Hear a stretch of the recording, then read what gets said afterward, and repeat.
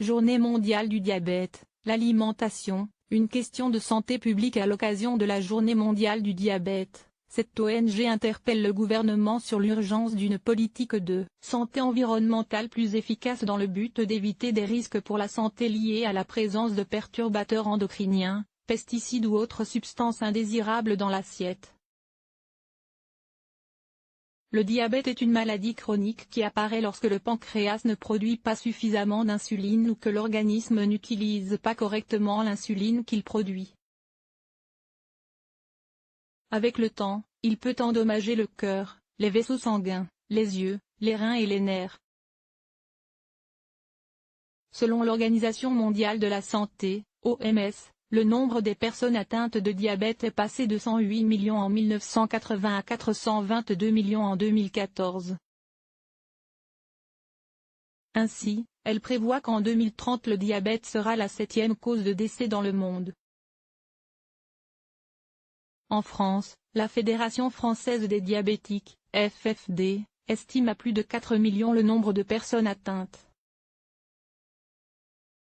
En ligne de mire, comme cause principale, surpoids, obésité, mauvaise alimentation, sédentarité et faible activité physique. C'est à l'occasion de la Journée mondiale du diabète, 14 novembre, que plusieurs ONG demandent au gouvernement d'adopter une politique de santé environnementale plus efficace en raison de l'augmentation de cette maladie chronique, et de bien d'autres comme l'obésité et les cancers. Les maladies chroniques sont devenues un défi mondial d'ampleur épidémique, de l'aveu même de l'OMS. L'alimentation joue un rôle majeur dans cette crise sanitaire, affirme-t-elle dans une lettre ouverte.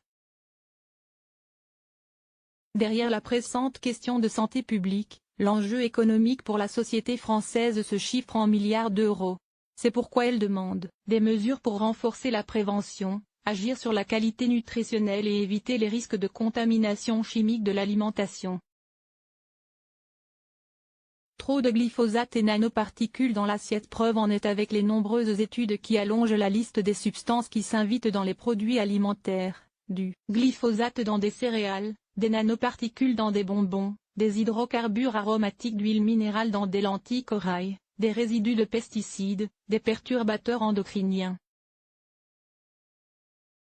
Alors que les États généraux abordent le thème d'une alimentation plus saine, sûre et durable, ces ONG souhaitent que le principe de précaution soit mieux appliqué.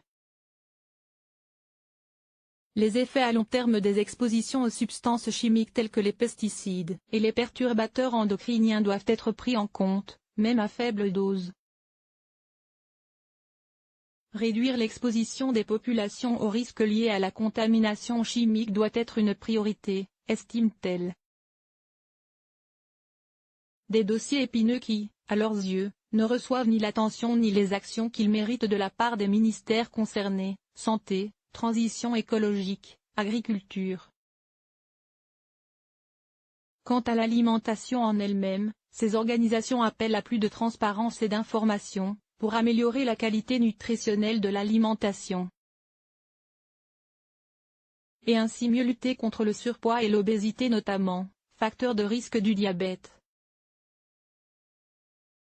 La France vient d'instaurer le logo Nutri-Score, un étiquetage basé sur un code couleur à l'avant des emballages pour permettre aux consommateurs de comparer les teneurs nutritionnelles des produits.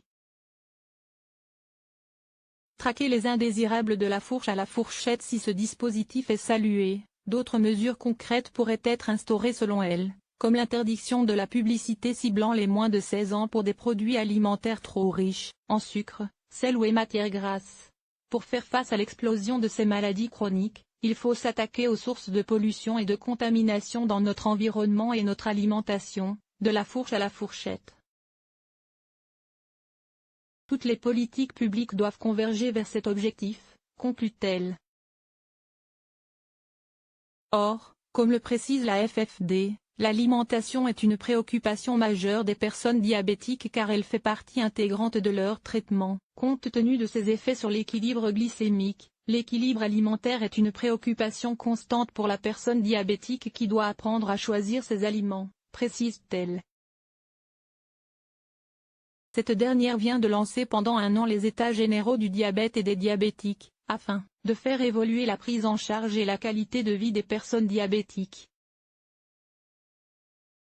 Réseau Environnement Santé, Foodwatch, Génération Future, WWF, Alerte des médecins sur les pesticides, France Nature Environnement, Fondation pour la Nature et l'Homme.